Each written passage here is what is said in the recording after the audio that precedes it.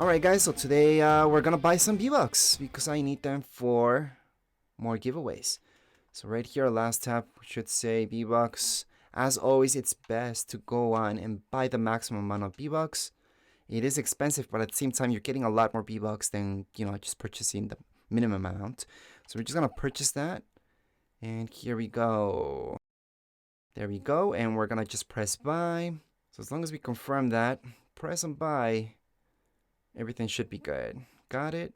I should see my V-Bucks going up. So that's a purchasing. I can see on the top right hand corner of my screen, 18,000 V-Bucks. Okay, good. Now I have enough for the rest of my giveaways. Perfect. Yeah, we have a couple giveaways plus OG giveaways that are coming up, so we need those happening.